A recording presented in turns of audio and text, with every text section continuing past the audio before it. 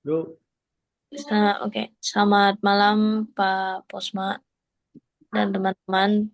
Di sini kami dari kelompok 3 ingin mempresentasikan tentang optimization the consumer choices subchapter 213.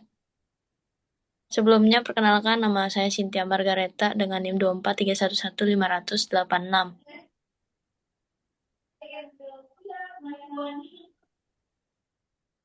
kenalan nama saya Faisal Graha Juliansyah dengan NIM 2431150097.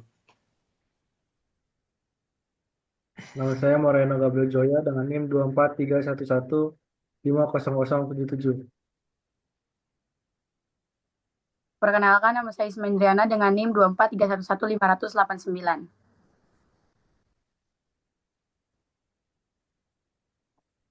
Oke, di sini masuk pengertian optimasi konsumen. Optimasi dalam perilaku konsumen mengacu pada proses bagaimana seseorang membuat keputusan terbaik untuk memaksimalkan tingkat kepuasan atau utility dengan pendapatan yang terbatas. Dalam teori ekonomi mikro, konsumen selalu diasumsikan bertindak rasional. Artinya mereka mampu mengukur, membandingkan, dan memilih kombinasi barang yang memberikan manfaat terbesar.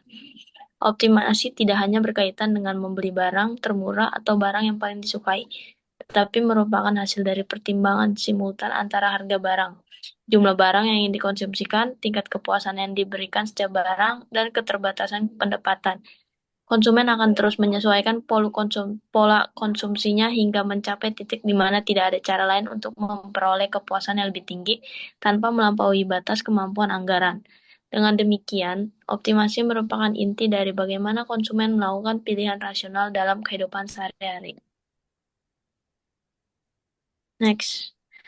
Selanjutnya ada konsep utility. Utility adalah tingkat kepuasan yang diperoleh dari mengonsumsi suatu barang. Utility terdiri dari total utility atau kepuasan keseluruhan dan marginal utility atau tambahan kepuasan dari satu unit tambahan. Marginal utility cenderung menurun seiring bertambahnya jumlah konsumsi, sehingga konsumen tidak terus-menerus mendapatkan kepuasan yang sama dari setiap unit tambahan.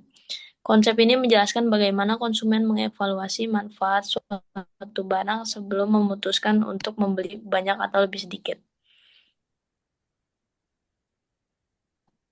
Selanjutnya ada budget constraint. Budget constraint menggambarkan keterbatasan pendapatan konsumen dalam membeli barang. Garis anggaran menunjukkan kombinasi dua barang yang dapat dibeli dengan pendapatan tertentu. Jika pendapatan naik, garis anggaran bergeser keluar. Jika pendapatannya turun, garis bergeser ke dalam. Budget constraint membantu konsumen memahami pilihan apa aja yang dapat dijangkau dan bagaimana mereka harus menukar satu barang dengan barang lain karena keterbatasan anggaran. Ada rumusnya di sebelah, yaitu PX X tambah PYY sama dengan I. Budget constraint menunjukkan barang apa yang dapat dibeli, barang apa yang tidak dapat dibeli, kombinasi terbaik di antara semua pilihan terjangkau. Garis anggaran atau budget line memiliki kemiringan yang menggambarkan kesempatan tukar atau opportunity cost dari satu barang ke barang lain. Selanjutnya ada indifferent curve, yaitu kurva yang menunjukkan kombinasi dua barang yang memberikan tingkat kepuasan yang sama bagi konsumen. Kurva ini miring ke bawah, tidak pernah berpotongan, dan semakin jauh dari titik asal mencerminkan tingkat kepuasan yang lebih tinggi. Melalui kurva ini dapat terlihat bagaimana konsumen bersedia menukar satu barang dengan barang lain sambil tetap berada pada tingkat kepuasan yang sama.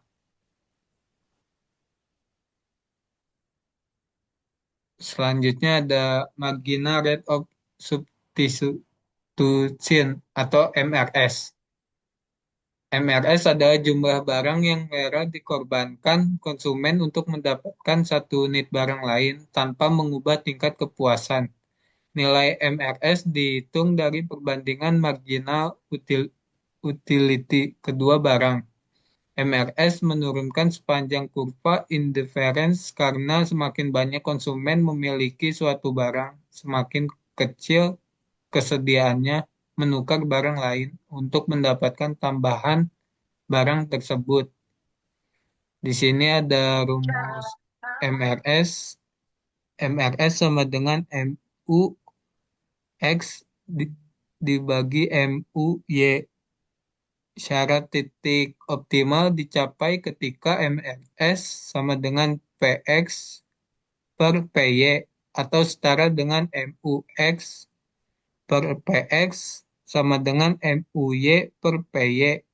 Artinya konsumen membelanjakan uangnya sedemikian rupa sehingga kepuasan per rupiah sama di semua barang. Jika tidak sama, berarti konsumen masih mendapatkan utilitas lebih tinggi dengan mengubah pola konsumsinya. Next. Selanjutnya ada titik optimasi konsumen.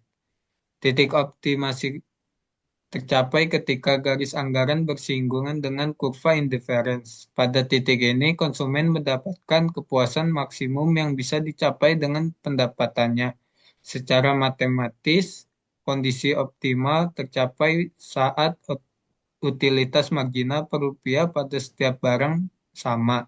Jika tidak setara, konsumen masih bisa meningkatkan kepuasan dengan mengubah pola konsumsi. Next. Selanjutnya ada equality marginal principle. Prinsip ini menyatakan bahwa konsumen mencapai kepuasan maksimum ketika setiap rupiah yang dibelanjakan memberikan tambahan kepuasan yang sama. Jika satu barang memberikan utilitas marginal lebih tinggi dibandingkan barang lain, konsumen akan menambah konsumsi barang tersebut hingga tercapai keseimbangan. Next. Pengaruh pendapat terhadap konsumsi. Perubahan pendapat langsung mempengaruhi pola konsumsi. Ketika pendapat naik, konsumen mampu membeli lebih banyak barang dan mencapai tingkat kepuasan yang lebih tinggi. Sebaliknya, pendapat yang menurun membuat konsumen harus mengurangi konsumsi dan membeli kombinasi barang yang lebih sederhana. Next. Selanjutnya ada pengaruh harga terhadap pilihan konsumen. Harga mempengaruhi kemampuan konsumen dalam membeli barang. Saat harga suatu barang naik, konsumsi mengurangi pembelian dan mungkin beralih ke barang substitusi. Sebaliknya, jika harga turun, konsumen dapat membeli lebih banyak barang tersebut. Perubahan harga juga mengubah posisi garis anggaran dan pilihan konsumsi yang tersedia. Next. Selanjutnya ada efek substitusi dan efek pendapatan. Ketika harga barang turun, efek substitusi membuat konsumen membeli lebih banyak barang yang lebih murah dan mengganti barang yang lebih mahal.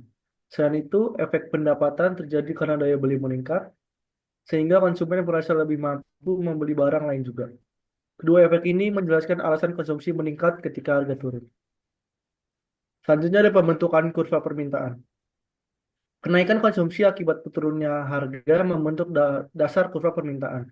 Ketika harga turun, jumlah barang yang diminta meningkat. Contohnya ketika harga Pepsi turun dari $2 menjadi $1, konsumsi meningkat dari 250 liter menjadi 750 liter. Pola ini konsisten pada berbagai harga, sehingga membentuk kurva permintaan yang menurun. Contoh numeriknya yaitu jika marginal utility barang X adalah 40 dan harganya 10, maka MU per P-nya adalah 4. Jika marginal utility barang Y adalah 80 dan harganya 20, maka MUP-nya juga sama dengan 4. Karena kedua nilai sama, konsumsi berada pada posisi optimal. Jika salah satu lebih besar, konsumen akan menyesuaikan konsumsi hingga keseimbangan tercapai. Jadi kesimpulannya, konsumen selalu berusaha memaksimalkan kepuasan dengan pendapatan yang terbatas. Pilihan terbaik dicapai ketika utilitas marginal per rupiah dari semua barang sama, sehingga konsumen berada pada titik optimal antara kurva inference dan garis anggaran. Perubahan harga dan pendapatan memengaruhi pilihan melalui efek substitusi dan efek pendapatan, yang menjelaskan mengapa konsumsi berubah dan mengapa kurva permintaan menurun. Secara keseluruhan, teori optimasi membantu memahami bagaimana konsumen membuat keputusan secara rasional dalam menghadapi berbagai pilihan. Sekian presentasi dari kelompok kami. Terima kasih.